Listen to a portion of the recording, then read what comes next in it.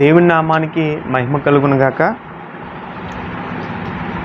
ప్రతిరోజు మనము ప్రభువుకి ప్రార్థన చేసినప్పుడు,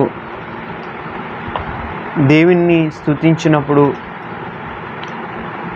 ఆరాధించినప్పుడు, దేవుని వాక్యాన్ని ధ్యానించినప్పుడు మన జీవితంలో ఎవరు ఇవ్వలేని గొప్ప సంతోషం మనం కలిగి ఉంటాం. కాబట్టి మనకి సంతోషం ఎల్లప్పుడూ మన జీవితాల్లో ఉండాలి అని యేసుక్రీస్తు ప్రభువారు ఈ లోకానికి వచ్చినట్లుగా మనం చూస్తున్నాం. అందుకే ఆయన ఓ మాట చెప్పారు, ప్రజలందరికీ కలుగుబో మహా సంతోషకరమైన వర్తమానం. అంటే మన కొరకు రక్షకుడు ఉదయించాడు, ఎందుకు మనం సంతోషించాలని. అదే విషయం మనం ఆలోచన చేస్తే పౌలు దశలోనిక సంఘానికి చక్కగా ఒక విషయాన్ని తెలియజేస్తున్నాడు. మొదటి పత్రికలో 5వ అధ్యాయం 16వ వచనంలో ఎల్లప్పుడూ సంతోషముగా ఉండండి అని, లేకపోతే ఎల్లప్పుడూ సంతోషించండి అనే విషయాన్ని ఇక్కడ మనం చూస్తున్నాం. పౌలు ఈ దశలోనిక సంఘానికి ఎందుకు ఈ విషయం చెప్తూ ఉన్నాడంటే, హింసలు, శ్రమలు, వ్యతిరేకతలు ఎదుర్కొంటూ ఉంది ఆ సంఘం.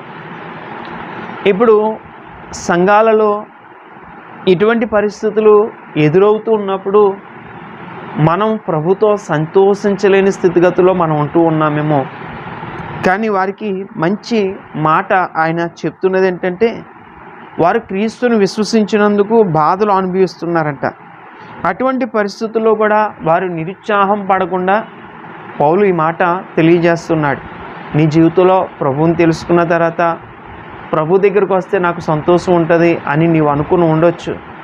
కానీ ఎవరో నీ బంధువులు కానీ నీ స్నేహితులు కానీ నిన్ను చూసి హేళన చేస్తూ అవమానిస్తూ ఉన్నప్పుడు నీ జీవితంలో సంతోషాన్ని కోల్పోతున్నావా? కోల్పోవద్దు.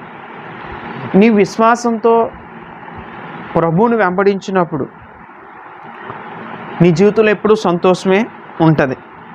కాబట్టి ఒక విషయం పౌలు తెలియజేస్తున్నాడు ఏంటంటే, దశలోనికి రాసిన మొదటి పత్రిక 1వ అధ్యాయం 6వ వచనంలో పరిశుద్ధాత్మ వలన కలుగు ఆనందంతో గొప్ప ఉపద్రవం మందు మీరు వాక్యమును అంగీకరించి మమ్మును ప్రభువును పోలి నడుచుకున్న వారైతిరి అంటాడు. అంటే గొప్ప ఉపద్రవంలో వారు ఆత్మ వలన కలుగు ఆనందంతో వారు ప్రభువుని కలిగి ఉన్నారు, ప్రభువునందు విశ్వాసం కలిగి ఉన్నారు, ప్రభువుని అంగీకరించి ఉన్నారు.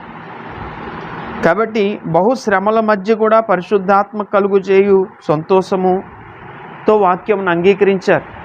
పరిశుద్ధాత్మ కానీ నీకు నీతిని గూర్చి పాపమును గూర్చి ఒప్పింపజేయకపోతే నువ్వు యేసుక్రీస్తును సొంత రక్షకుడిగా అంగీకరించలేవు.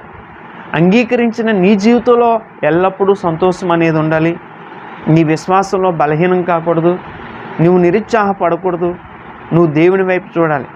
అందుకే ఫిలిప్పీల్లో మాట చెప్తాడు, 4వ అధ్యాయం 4వ వచనంలో మనం చూస్తే, ప్రభువునందు ఆనందించుడి. మరలా చెప్తున్నాను, ప్రభువునందు ఆనందించుడి.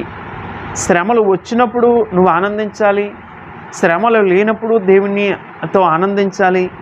ఎప్పుడైనా సరే ఎల్లప్పుడూ కూడా ప్రభువునందు సంతోషించే బిడ్డలుగా మనం ఉండాలి.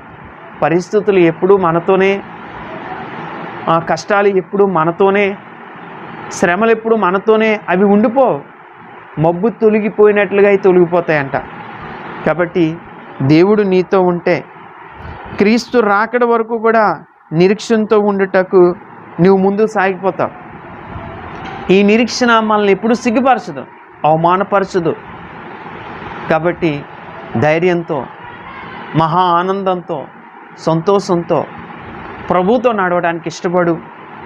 నీ జీవితంలో, నీ కుటుంబంలో ఎల్లప్పుడూ సంతోషాన్ని దేవుడిస్తాడు. సంతోషము గల మనసు ఆరోగ్యదాయకం అంటున్నాడు. కాబట్టి యెహోవా యందు ఆనందించడం వలన మీరు బలం పొందుతారని దేవుని లేఖనం సెలవిస్తుంది. అట్టి రీతిగా మీరు యెహోవా యందు ఆనందిస్తూ బలము పొందుకొని ముందుకు నడవాలని, శ్రమల వైపు, కష్టాల వైపు, ఇబ్బందుల వైపు, శోధనల వైపు చూడకుండా ఎల్లప్పుడూ ప్రభువునందు ఆనందించండి. అటువంటి కృప దేవుడు మీకును మీ కుటుంబానికి అనుగ్రహించి నడిపించి బలపరిచి సహాయం చేసిన గాక. God bless you. దేవుడు దీవించును గాక. షాలోమ్. Praise lord.